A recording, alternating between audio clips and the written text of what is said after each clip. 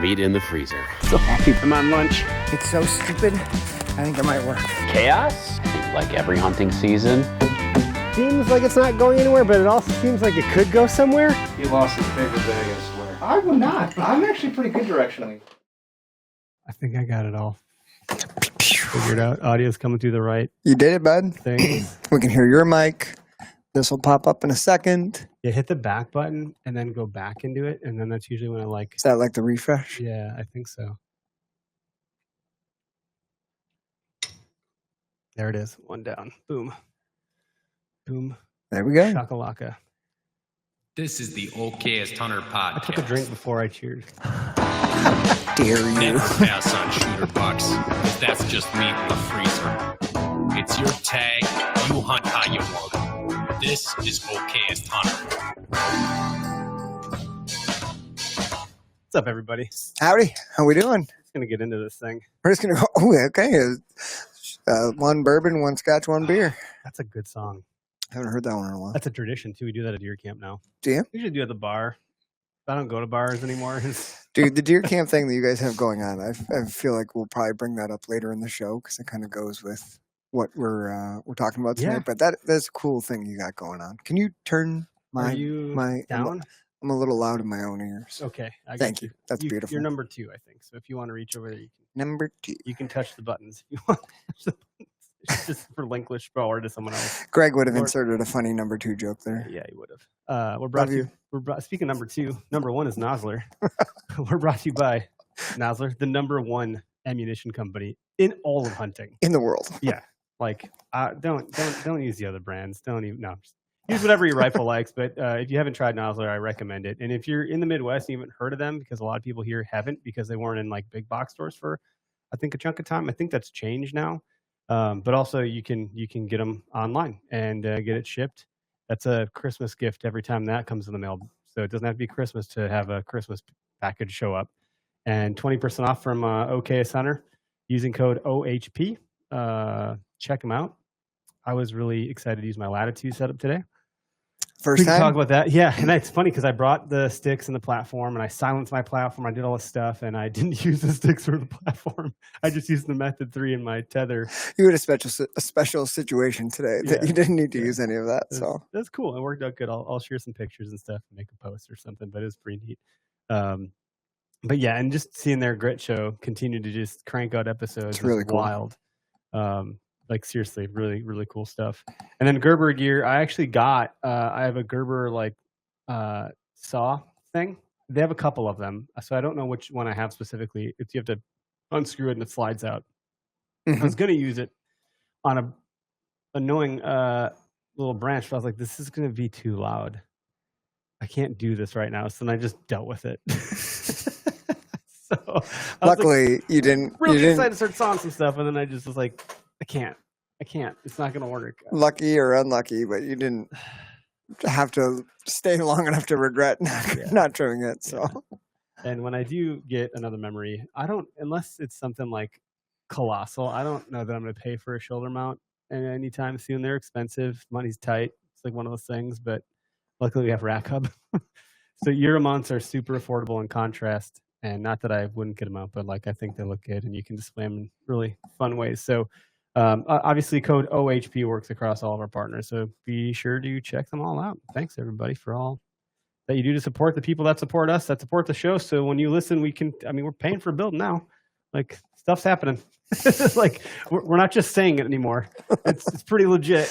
You made the leap. Yeah. And legit is like not probably the right word. It's a thing. I don't know. We have a guest. I should stop talking for a minute. Josh, thanks for putting up with our shenanigans already tonight and joining us. Yeah, no worries, guys. I've been involved with way longer intros than that. So ours are pretty okay. Well, if you start the timer of when we were supposed to start the podcast, I guess. Well, that would be a pretty long one. Yeah. Holy cow. Well, I'm not even sure. Is it Teulker? Is that how you say your last name? It's Teulker. Wow, it's close. Yeah, so like the EU is kind of weird, but it's like it makes an A sound.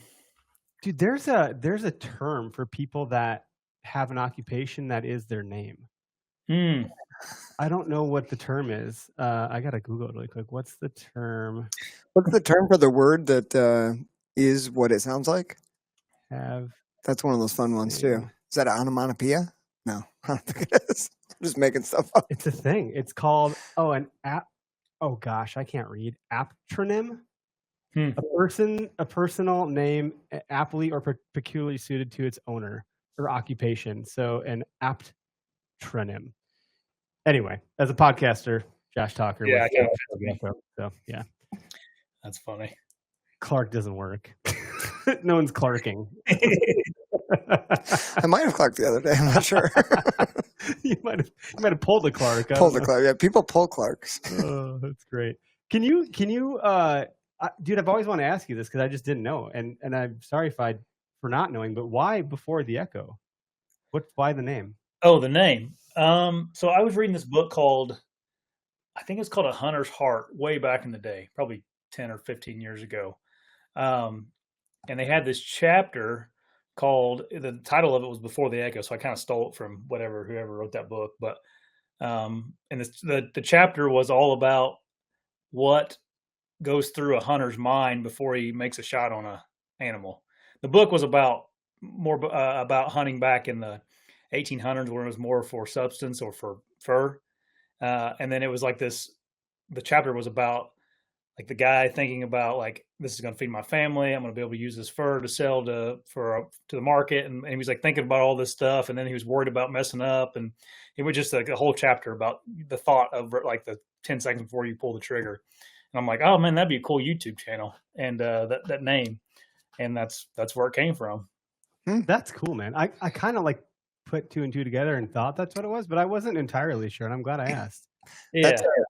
That's an interesting little time period right before the shot, because I feel like depending which track your mind takes, that can either make it or break it. Like I remember my dad telling me a story up at the cabin one time that he went hunted in the morning and he had like a real pretty buck come in, like a nice 2-year-old 8-point or something. And he was like, Derek, when I drew back on that, I was already like picturing which plaque on the wall I was going to put him. Like he was already in the tailgate before I ever shot. And then I just completely missed because my brain was not at all focused on the moment.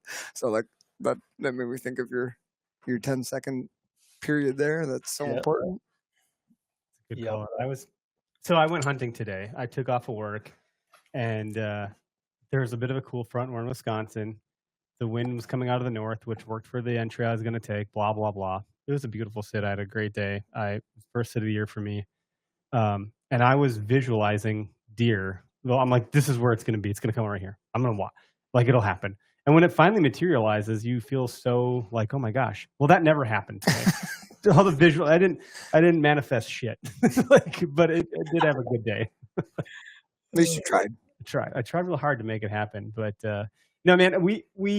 I've seen you around on the interwebs for some time. I think you've done quite a bit with Dan Infalt, if I'm not mistaken. Yep. And I think you're similar in age to us. We're close to 40. Got a couple of kids, and I think we're in this, like, I don't know, season or chapter of life where priorities have changed or shifted. And you had made a post not that long ago about like these deer, you put them on the wall, they collect dust, or, it can't only be about that. And when I go someday, because it's the only thing guaranteed in life, are death and taxes. And well, taxes can be evadable, I think, by some, but not death by any. And when you do go, what are people going to do with all these mounts? Like your kids, like, maybe I'll take some, like it's an awkward thing. And if they don't, I don't think I would ever take a mount from anybody else. Like it has to mean something to me. So maybe for my dad, because like I know his stories of those deer, and that would be interesting. But I kind of wanted to start there as a jump off point for today's show. Yeah, I mean, I don't know. I got 2 young boys now, and like definitely priorities has changed the last 5 years for me drastically. Because in my 20s and early 30s, like I didn't, I to be honest, I was for really selfish with my deer hunting. Like that's all I did, all I thought about. Luckily, I had a wife that was supportive of all that, and then you like get older and start to think about like I probably got 20 deer mounts, and it's like like I don't even know where to put them anymore, and I don't want to just I spent $600 a pop on them, and it's like you go and you're gonna go throw them in my barn or something, and they're just gonna rot, and then it's like then I'm gonna die one day, and my boys are gonna be like, why the heck did he do all this? Like what are we gonna do all? Because like you could fill a trailer up with them all, So it is like I think that part of it's pretty. That's a really I don't know if it's the egotistical part of it or I don't know what it is, but yeah, that it got me thinking about that. Like, why do I mount these things? And I haven't mounted one in quite a while now, because the European mount's a little bit easier to deal with and cheaper. But yeah, and then it's like most of the stuff that we have collected or whatever you want to say acquired, it's kind of just going to be a burden for somebody one day, right? Like they're going to have to deal with it all. And I've gotten to be buddies with some guys, a good group of guys that, we just like to kind of make memories now. And we don't really worry too much about even killing anything or definitely don't worry about killing anything too big. But it's always a plus whenever you do. Yeah, the maturity of the animal, I think, speaks to the challenge. And guys that are driven, ambitious, passionate, we seem to really like the challenge and go for those things. You got 20 mounts, man. That's a lot of success in the deer woods that you can like literally show. Do you think to get to this disposition that you kind of hold now, you almost have? Do you think you have to go through that to get here? Like it's an evolution, right? You're not just going to get to this point without going through the other like part. You don't kill any big bucks and then you're like, it's not about the trophy. Like yeah, I guess so.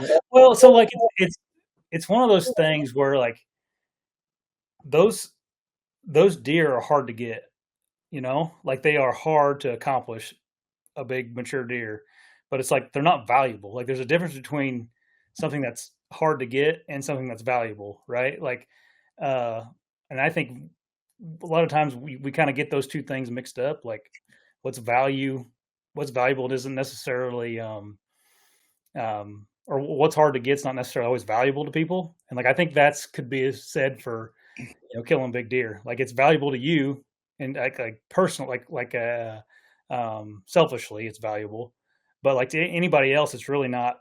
They don't care, and they don't your family definitely probably doesn't care. You got some buddies that probably tell you good job, but then next year they would forget that you killed the deer. So that's just I don't know, for some reason over the last few years you kind of get just tired of the grind too a little bit, like just not tired of the grind. I love the grind.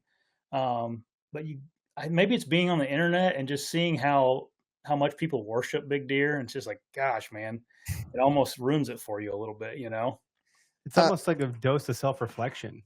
Yeah. You that in someone else, and you're like, is that how I am? Is that what I'm doing? Oh, well, maybe I don't like that, as much as I thought. And a question for you, Josh.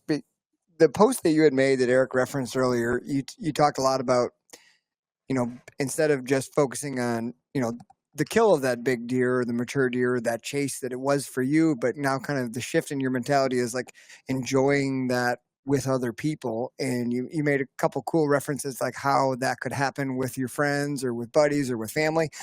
Do you think that like, so the situation you kind of just painted there with, you take this big buck and your buddies kind of forget it. Like, does it become more valuable if more friends are involved in it? Like even in the drag out to you, like having a buddy there to, like I think we've all been there where you do it solo and you shoot the deer, you do it all yourself, you drag it out. Like, does the value go up in your eyes, like with the more people involved in the situation, or is it more like it's got to be on the front end of it? What are your thoughts on that? Yeah, I think for sure it does, but like I don't think the size of the deer really moves the needle much. Like if you're on a hunt trip with a bunch of buddies and someone shoots a doe and you like go drag it out and have fun and someone falls in the swamp or whatever, like that's the stuff you'll probably remember, but you're probably not going to be like, oh, it was a 140-inch deer or it was a 100-inch deer. Like I don't know if you're going to really tell that story, that often and mention that it was the score of it or something,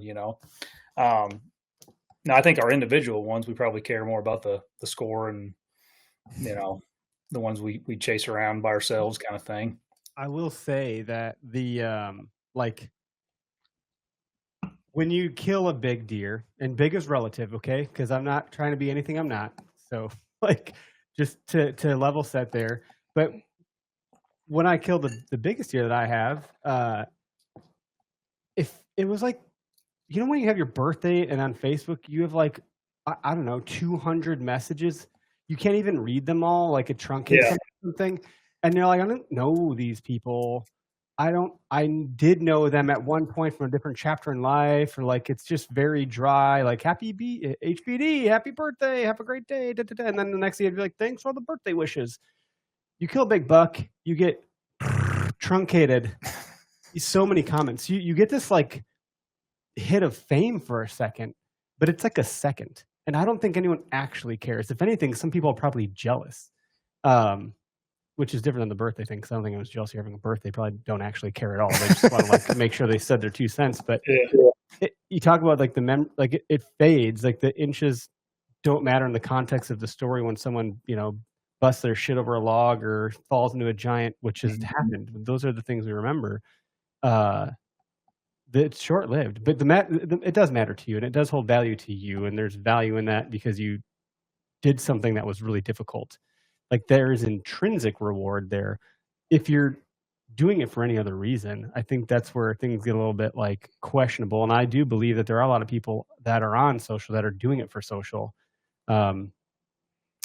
Anyway, that's my little soapbox. The birthday thing kind of came to mind when I got this one. It was who are all these people? Yeah. They don't know me. I don't know them. It was cool, but also not the point, There's a story from deer camp a bunch of years back now. And we go to the woods, the same woods, for the last 10 years or so, or a little bit more now. And we go to the same spot. On Friday, we scout. We scout in quotation marks because we know the damn woods. What we're really doing is just setting up stands, picking out maybe a new tree because we thought, next year this spot's going to be the spot. And we open the tailgate and we crack beers and we share stories. And if you could shine a holographic light on those woods, in my mind's eye, those stories are kind of coming back to life if you were to paint a brushstroke over it. And there's one year when my dad was coming out of the woods past my 2 buddies that are brothers, and they're like, buck! And all of a sudden, my dad hits the deck, another buck, 2 bucks dead. One of them fell so hard its antlers broke off because it ran into a tree. My dad, that was freaking crazy. They're like, Chuck, you hit the deck, man. This is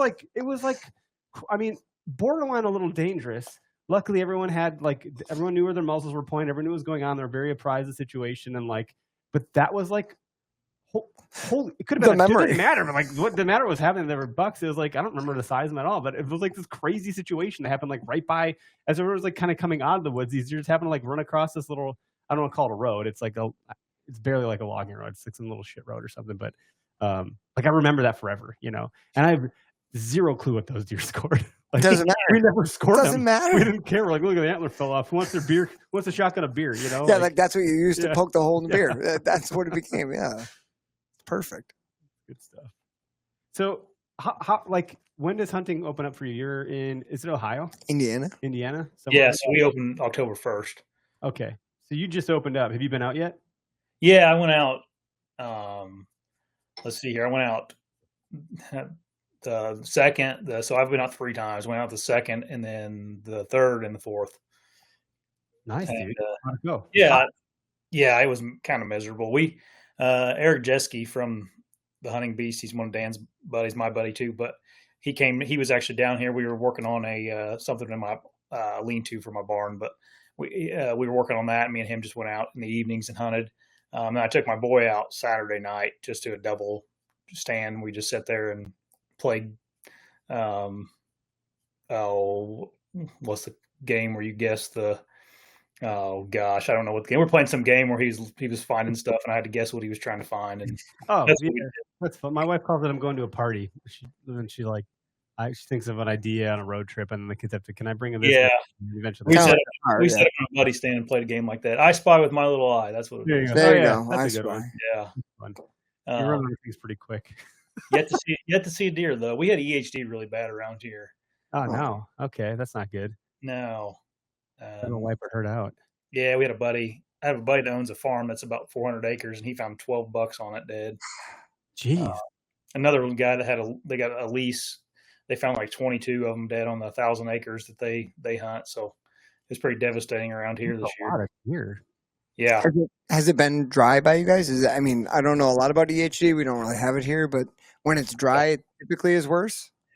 Yeah, typically. So when water gets kind of scarce and dry, it's like stagnant water produces. Trying to say this word properly because I said it wrong once. It's midges. Okay, and those little flies. no-see-ums is what a lot of people call them. Short people. They're called short people. Yeah. I did a video about it, and I accidentally in the video said because you're short. I can say it. Yeah. And anyway, had to redo the video. But that's what gives the deer EHD, and it affects bucks abnormally more than does, and particularly mature bucks. But I get to see that. Yeah, like my buddy found $12 and 2 does. So I mean, that's just what he found. That's yeah, got to be more than. Gosh darn it, Josh! That's why you're not so interested in mature bucks this season. This year. But yeah, I haven't seen a deer yet from the stand, but they're out there. I've actually kind of bumped around to a different county that it isn't affecting as much. So EHD is really localized. It can be on one farm and not on the other, and stuff like that. So it's all about producing that midge, whatever produced that. It's not good. I know we have CWD here in the central part of the state, but again, it's like the deer you might never know they have. Well, yeah, it doesn't do what EHD does in that volume. Yeah, right. Yep. Well, I'm curious. So, like, given the kind of, I don't know, evolution in your hunting journey, if you will, like, what does this season look like for you? It's probably really hard to turn it off completely, especially when you have muscle built for. Like, you're still going at it, I'm sure, to the nth degree. But are you finding ways to temper it down? Like you said, you just brought one of your boys with you the other night. Like, that's pretty cool, and that's harder to kill a deer in when you have a kid with you. Yeah.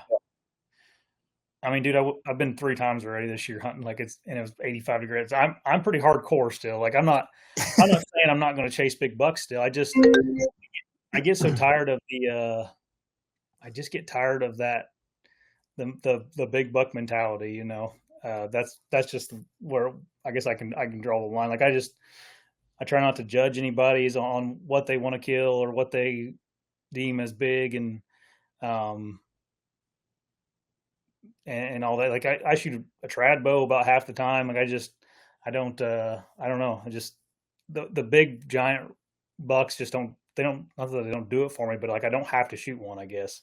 I like shooting deer. Like, I like killing deer. I like, and sometimes if a 120-inch deer walks through and I like it, then I'm probably going to kill it because I enjoy it. And I just can't, like, I've killed deer over 150 inches and I don't know if I get any more excited than a deer, 120-inch deer. So I just don't have that real strong desire to be like, okay, 150, now I want a 160, now I want a 170. I don't. That's not for me.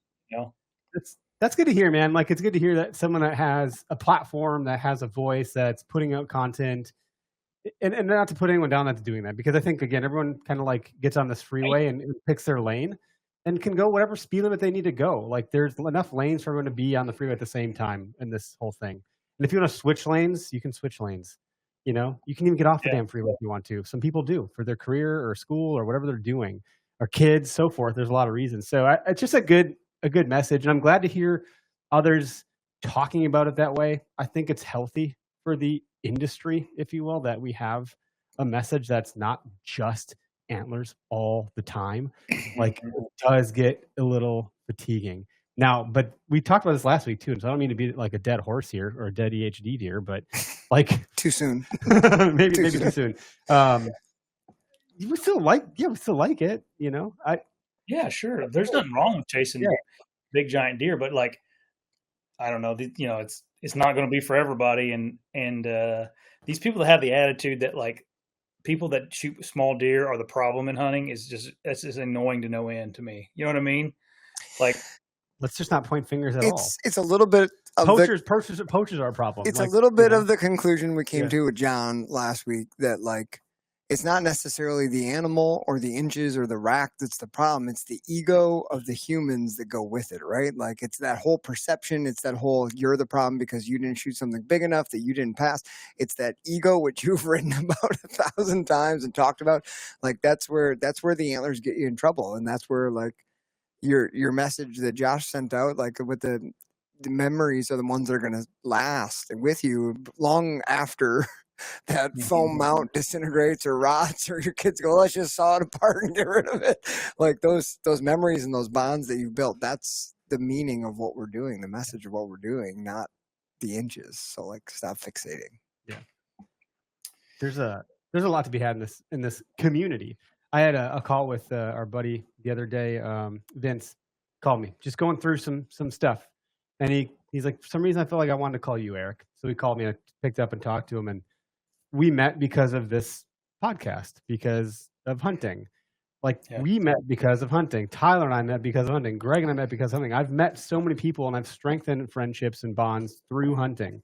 I've made memories with these people that I now enjoy being around more than anybody else I'd ever been around previous to hunting. And that, I told Vince on the call, I'm like, dude, this is the point of all of this. The fact that you can call me, we can have a conversation about something that has nothing to do with hunting. This is the point. Hunting was just like the gateway to more good times and relationships and friendships. And like, how valuable is that? You talk about value. There's real value in relationships. So podcasting, I always say like, what's the ROI? Well, I don't know, but I know there's a lot of ROR, which is return on relationship, because we get to keep meeting more people that love this stuff. And it's fantastic, man. So I see all those posts like, if we almost forgot, this is the point. Like, well, I almost forgot. This is the point. Like, if we're supposed to like hang out with each other and have a good time, and we're a disagreeable bunch. We're passionate folks. We're rough around the edges. Like sometimes we're going to fight each other, and that's probably just part of it. It comes with the territory. But at the end of the day, we're on the same damn team. You know? Yeah, for sure. And like, don't take it as me saying like people that kill big deer are like I don't know, like Don Higgins or Spookspan or whoever, name the guy that's killed 1,200, Josh Bomar, like that's cool. Like I envy those guys a little bit, just like the drive to want to do that. But it's like, you know, it's the guys that do that, and they don't do it as well as those guys, I guarantee it. But like they do that. They act like they do that, and then they bash the guys that don't do like that want to shoot 110-inch deer, you know. And it's like just everybody can, like, there's room for all different attitudes in this world, like in the hunting world. Like you can have a meat hunter and you can have a trophy hunter. You know, if everybody trophy hunted, the deer would get killed. Like the states would kill them. They would whatever. You know, it would somehow there would be less deer because you know they're not going to let us not kill deer and. It just is what it is. So it's like there's room for everybody and however you want to hunt. I think that's what I wish more people could see, you know. And the internet just makes it worse because everybody can give their opinion, even if they don't, you know, they don't really have a foot to hold an opinion on. But yeah, I just blocked someone today for the first time in like a year. Really? I deleted their comment and then they came back and put it up again in all caps. I was like, delete, block. Like I don't even have the energy to like. Yeah. Some of these people can't be saved. Like, I'm just like, I'm not even going to give you the energy, dude. There's other pages. This is how you're coming in. Like, I'm not even going to do it. And I'm always trying to be an exemplar and like, you're good at with kindness, and I can convert people, and I have some ego in that. And this dude, I was just like, not today. Like, I'm just it can be a little exhausting. It was the post you said about you hang out with your kids. He's like, what a pansy. I was like, okay. Dude, yeah, that's he's you know, it is before those people. Go ahead, sorry. No, that was it. He was just saying like he's taking my deer. You know, I was like, okay, yeah, I'm out. I took his deer. Yeah. I'd love Those to convert people are the type of people that get on to do that kind of thing. I have a feeling that it's probably young kids or something doing it, but his name was Toad. on Facebook. See, exactly. So, like, yeah, you're just out there stirring the pot, dude. Go stir someone else's pot. I'm not biting the bait. Man, I will say that, like, okay, so let's just we'll spin it off of that comment. So you posted it.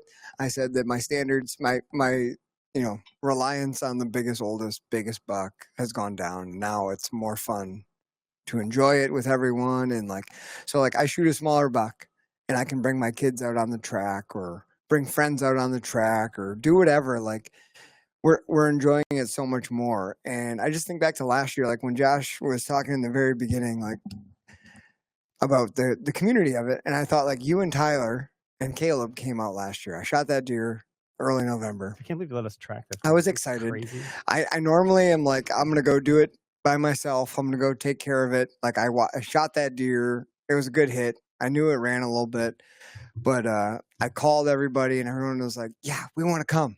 And it's always better when you have friends, right? Every experience in hunting is always better when you have friends. The sooner you realize that, the better. Josh mentioned that in his post. Like, the more people you involve, the cooler it is, the more memorable it is.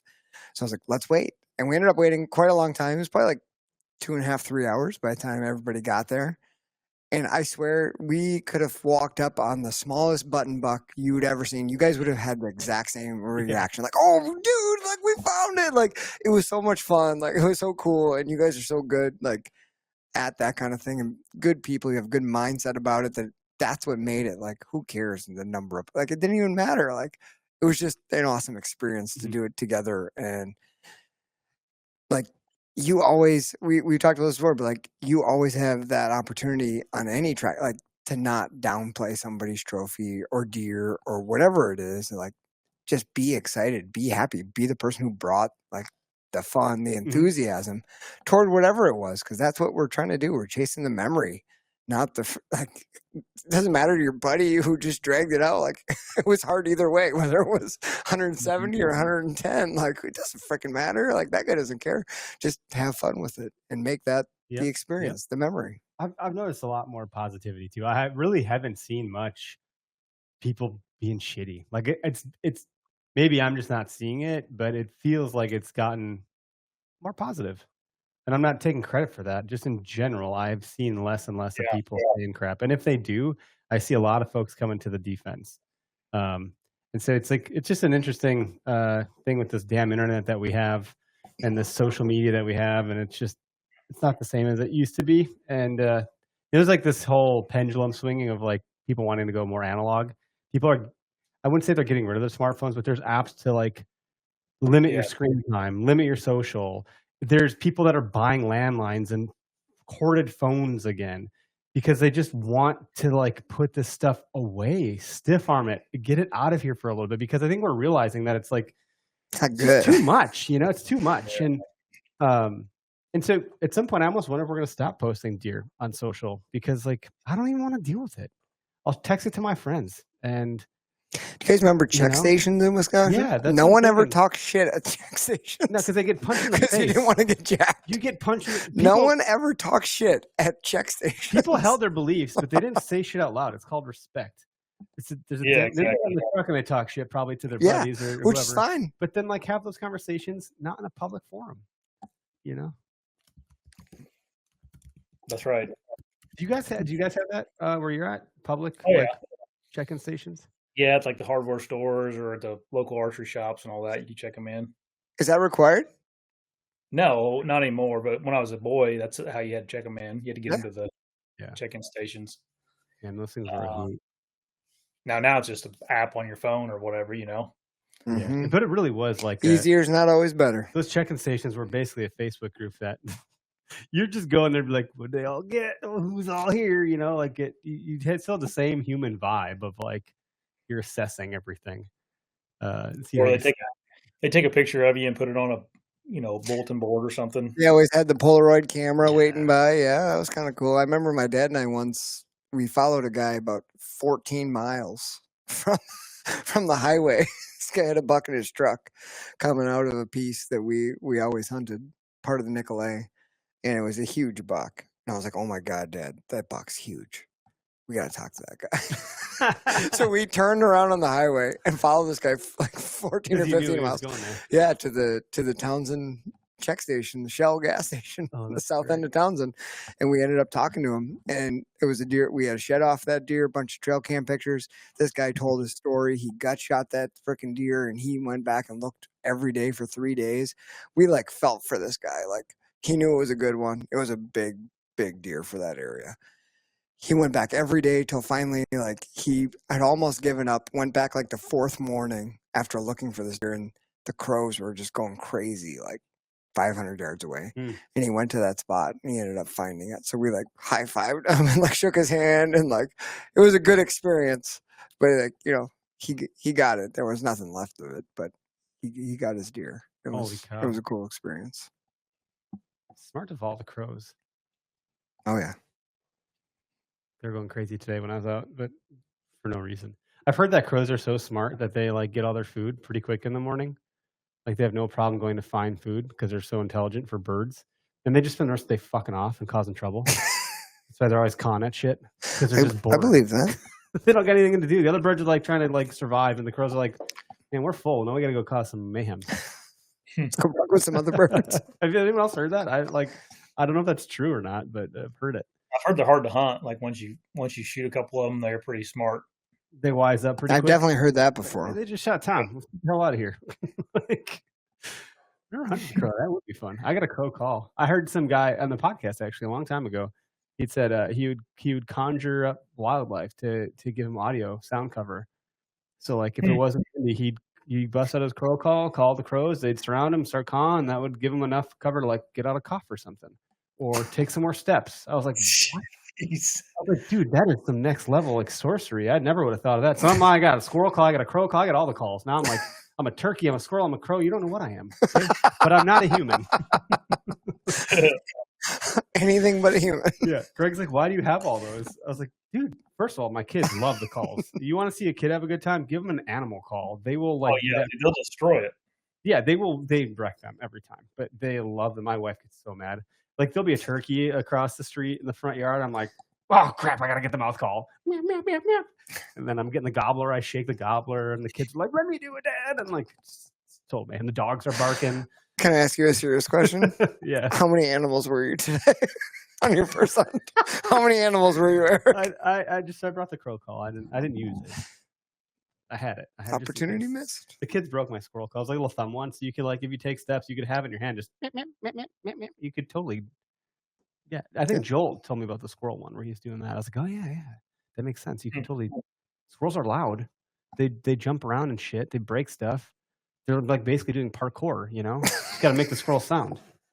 They're the ninja warriors of the woods. Yeah, maybe when they do that like jump, when they like really leap, it just cracks me up. Like seeing a squirrel in full leap mode is like a funny, especially when they miss the jump. Oh, that's the best. Yeah. Squirrel fails on feeders are like one of my favorite YouTube channels. That spinning one that just chucks them off. People build like these like crazy extravagant like squirrel traps. You ever see those? Josh, do you have squirrel hunting in Indiana? Thanks for changing. Oh yeah, I got a squirrel. Is that like a big thing? I don't know if it's a big thing, but we have. It's not like big in Wisconsin. You guys have the Asian community up there likes to squirrel hunt. Yeah, like you've been around the public lands of Wisconsin. You like squirrel hunting can like ruin your deer hunt back on like Oak Island 2 miles from No, we don't. Yeah, we don't have it like that. But yeah, there's people that squirrel hunt, but not like that. I mean, it's venerable. Like it's, I was on a hike with my you got to give them a nod. And they were squirrel. My wife's like, "What are they doing?" I was like, "Oh, they're squirrel hunters." Yeah. I was like, "Well, there's some squirrels back there, guys. You don't want to go back that way." I saw a couple. Okay. I'm sure it's fun, but like when you're deer hunting is like a serious endeavor. It's like an intimate ninja-like experience. I ain't trying to have squirrel hunters come through, buddy. Like there's bigger fish to fry around here. Get out of these woods. You know, they weren't trying to come to you, but they heard a squirrel. They heard a turkey. Right. Yeah, probably you could call them in. I call on a squirrel, but I actually called him a squirrel hunter. You clarked them. Yeah, I try to give them some grace because they want to be there just as bad as you do. You know? Absolutely. No, that's just it. And I gosh, you got to tell yourself these things. Otherwise, you'll just turn into an old curmudgeon. Like everything's going to piss you off someday. And what a terrible way to end up. Like you're on this planet, this earth, you're doing good things. Like everyone's trying to enjoy shit. Just I don't know. I could see how it happens. I could Don't enjoy this shit. I'm enjoying this shit. Yeah, yeah. Get out of my shit. I think I'd be money ahead if I just start squirrel hunting instead of deer hunting. But You'd probably see a bunch of deer. Dude, trad squirrel hunting. Yeah, if you got your That's a new trad, well, trend. people do it. People do trad.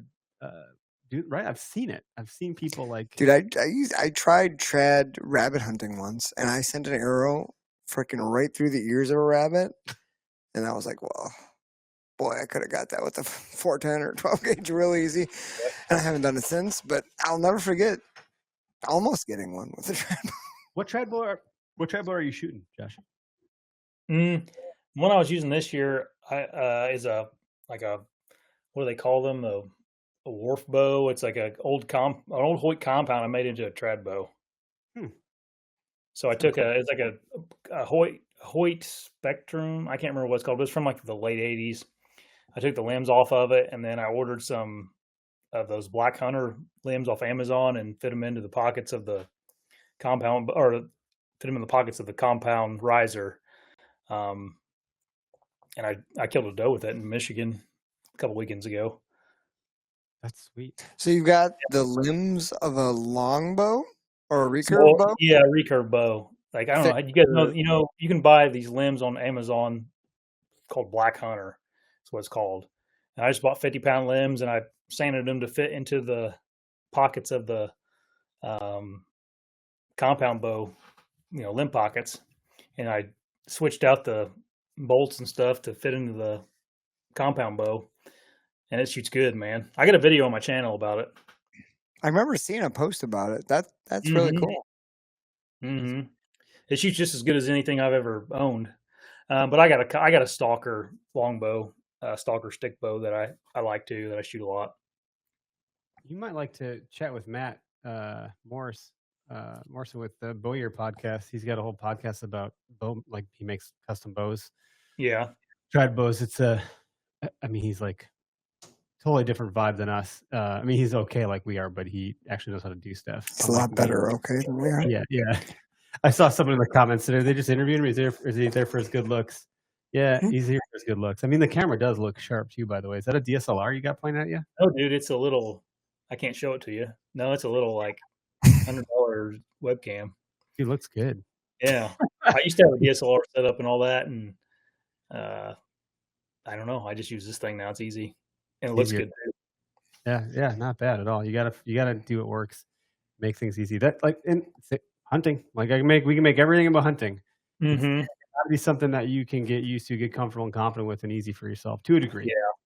Well, I was using the same camera I'd use for filming and stuff, so I was constantly like moving it around. Oh, and I was like, screw this. I'm gonna try this thing. It works good.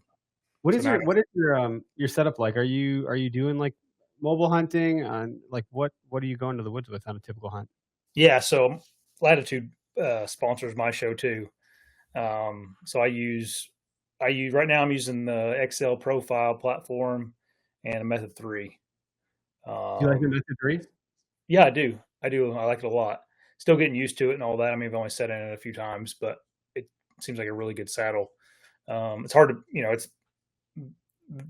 the Lone Star is a really good saddle too. Either one of them you can't really go wrong with.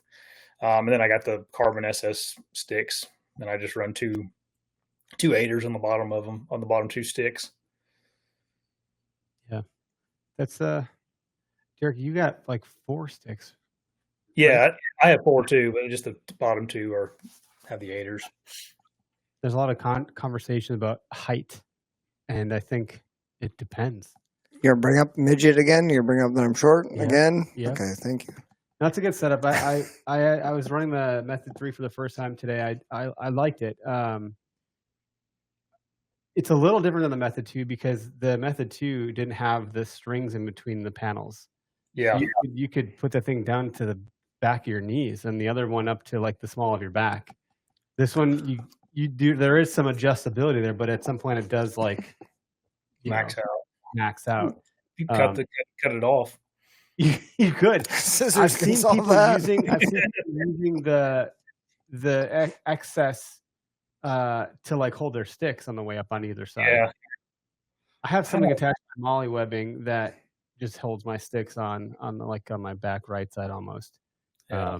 I don't like doing that. I always end up dinging it on something and it gets me frustrated. Yeah, at least they're not metal. Like I think that the Yeah. carbon, but it's still like a interesting noise. Like if you're like Yeah. Derek, It's interesting enough that you probably don't love it. right? Like what the was that, man? That's unnatural, dude. I don't know. There's guys that can get set up with metal stuff and they silence their gear and they do all these things. They get in these tight areas and they can be quiet. I feel like the harder I try to be quiet, the more likely I'm to make some stupid dumb sound. I just go slow. People are always concerned about how fast they can get in a tree, and I just as long as I'm quiet, I don't care how long it takes me, really. You know. Thank you for saying that, because I always feel like I gotta get up right now, and then I'm like trying to be quiet and fast, and I'm all you get up there fast, sit there stressed. for 3 hours before you see anything. Yeah.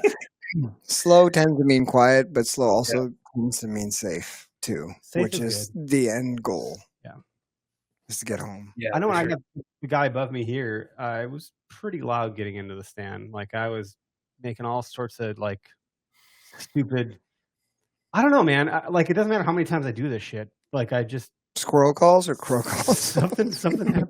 But this guy showed up, and I was like, I can't believe he showed up, because how did he not hear me, or did he not care? He might have been cruising, right? Like, and just been covering ground, came from a long way. Perhaps. Or maybe he was like, wow, I owe this guy one back for that shit show. Could you imagine? So Tradbo, mobile setup, you run in a latitude gear. Are you hunting Wisconsin this year, Josh, or no? No, I'm probably not going to get up there this year. I got too much going on. Too many hunts lined up. What does your season look like? What are your general plans? So I got a Kansas tag.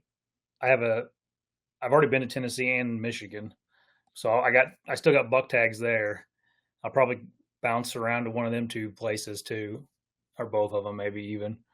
And then I got a hunt out in Texas too, that I can't talk about much. So that's it. That's all I can say about it. How many tags do you have? For how many different states and tags? So it'd be, I guess Indiana, Kansas, Michigan, Tennessee, and Texas. Well, we'll be Texas 5. Holy shit! Yeah, it's like that every year for me. I got buddies everywhere, and they're like, come and hunt for a weekend and something. So I end up going up there for a long weekend and hunting, and then I guess, I either kill one or I don't. But yeah, I usually try to get to 3 or 4 places every year.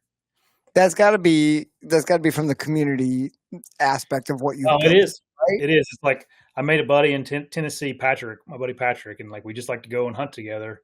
So we stay at each other's houses, and I killed 2 bucks down there now, and my buddy Dave up in Michigan, he's like, man, he owns a little 200-acre farm. Well, that's not really little, but it's 200 acres, and he's like, man, I need some does killed off my land this year. He wants to kill 10 does. And I'm like, well, I'd like to come kill some does. And he's like, come up here. So then I buy tags and go up there. And so none of it's like prime hunting land or anything. It's just more like going and hanging out with buddies. It's making memories. That's the goal. That's the goal. It is fun. It's fun to do this stuff with other people, and making new like friendships like that and bonding over hunting is pretty freaking amazing, man. I guess I should have done more homework. Are you doing this full time? And a lot of us aren't. Like we're not. Yeah. I'm not. I started my. I've always had 2 jobs, I guess.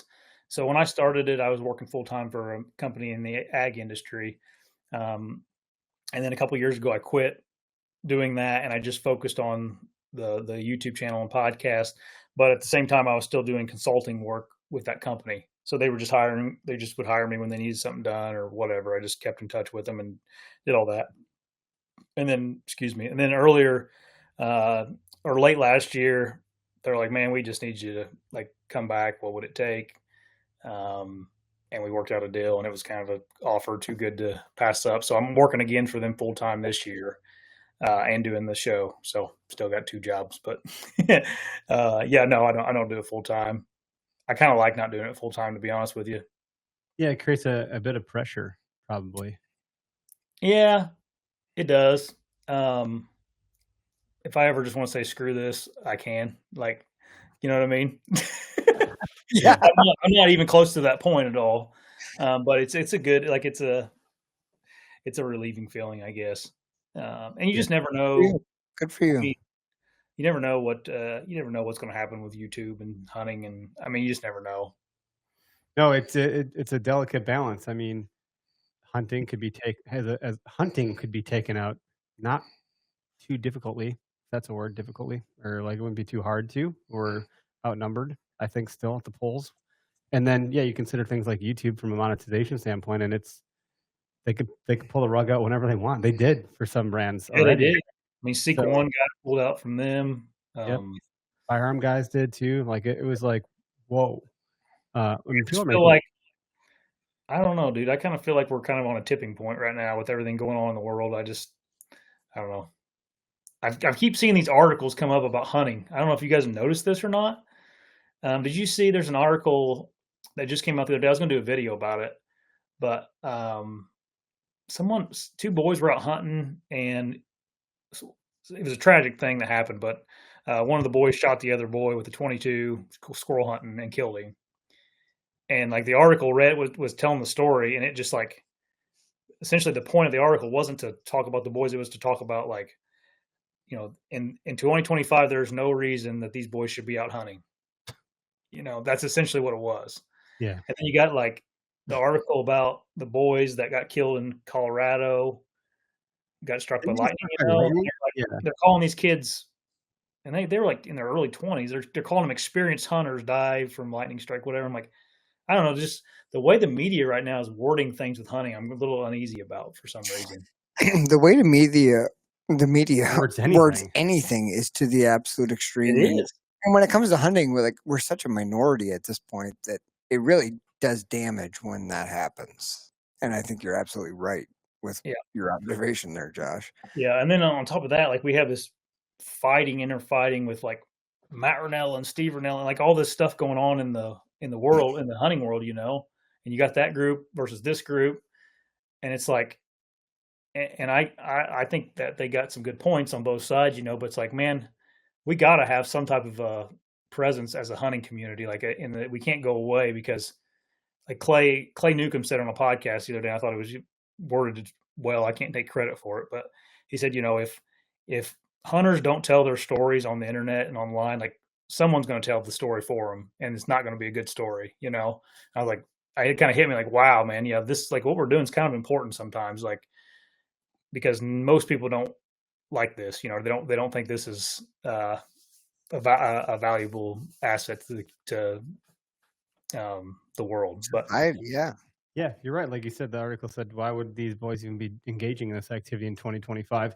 I remember the first year I ever shot, my dad came over, you know, and we were hunting together, of course, and let's do a photo of your first year. But he takes out a wet wipe and he like cleans the blood off the mouth, puts the tongue back in, like doesn't get any of the gory stuff in the photograph. Like, he's like, you have to make sure you show this animal some respect if you photograph it, and if it gets out there, it can't look like it's been, you know. That was the first photo I ever took of a deer, and I learned that out of the gate. Some people, I don't know that they've learned these things, and so they're not at fault because they probably don't know better. But to Matt Rennell's point, you got to be careful what you put on the internet. And to Rennell's point, we have to be able to put shit on the internet. Like, it's the bad eggs in the middle that F it up for us. You know, and then it creates the infighting, and that from the outside in looks terrible too. Like, what? It's just tricky. Humans are just.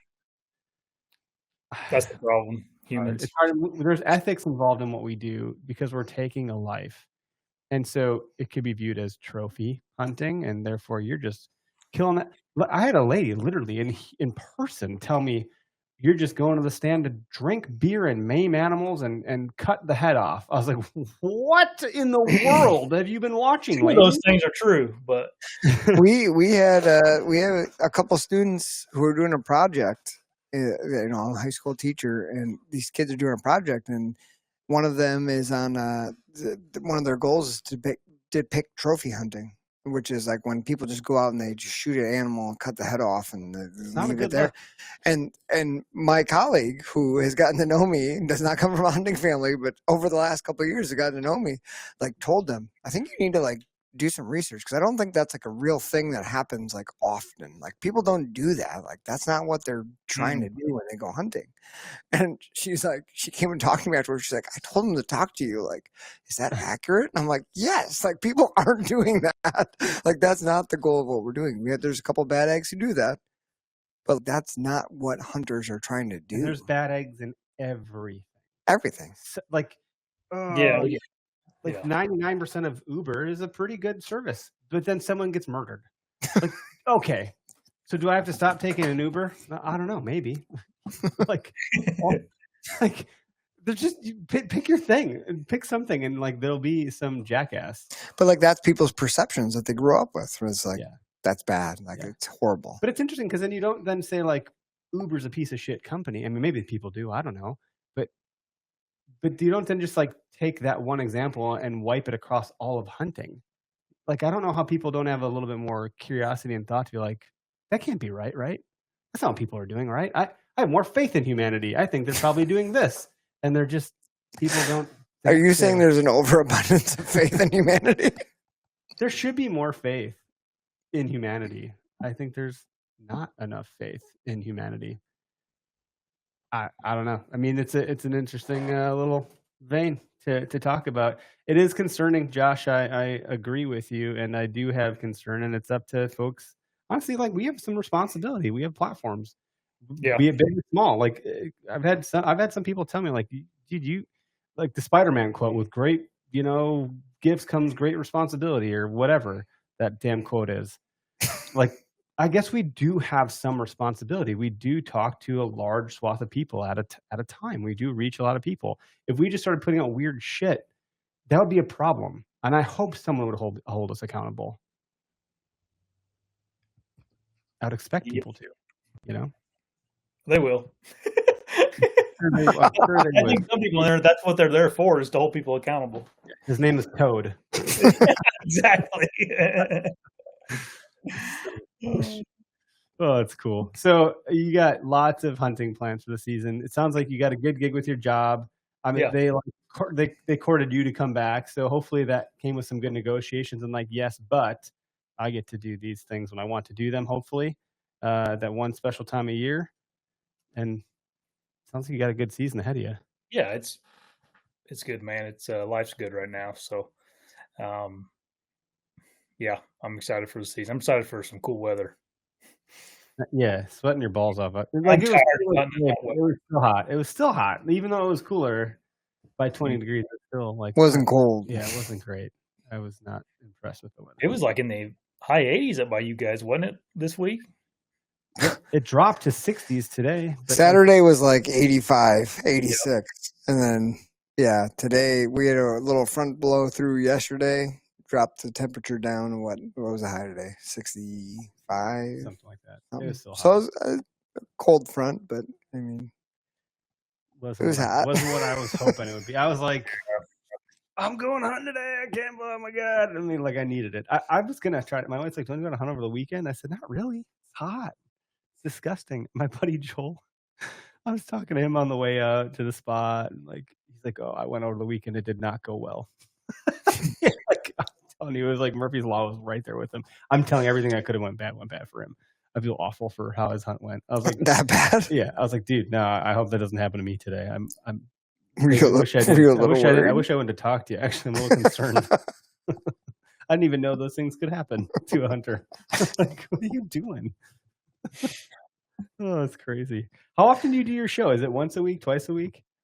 Yeah, I do it once a week. Yeah, that's what we do. Once a week. That's enough, right?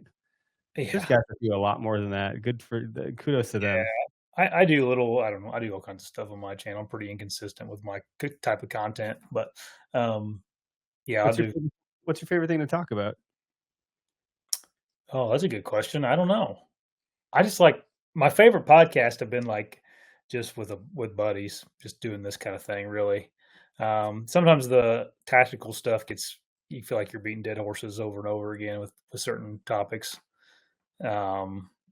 like I can't imagine being Dan Infalt and getting asked the same questions over and over for the last 20 years. Like, so I whenever there's someone that's needs to be talked about, like whenever tactics, like if you got Andy May on or someone like really good, or Dan, or someone that can really talk tactics, I like to talk tactics. But like I like the kind of the BS sessions is what my favorite time to podcast is. Like, as we're doing a BS session for the most part here, like I hope folks gonna come here expecting like to learn how to do something new today. Yeah, I don't want to talk about thermals tonight. Yeah, the thermal drone. No, I meant thermals in the like hills. Oh yeah, well that's another one. Yeah, we could talk about that too, right? Like there's so many veins, and it's all just like by the time you get boots on the ground, it's so hard to make sense of some of this stuff. At least that's what I think. I mean, I'm no Derek Melkor, where like I just see in thermal. He's like Predator out there. You saw my thermal goggles in the car. I was having fun today. I got this new Insta360. Yeah, the X5.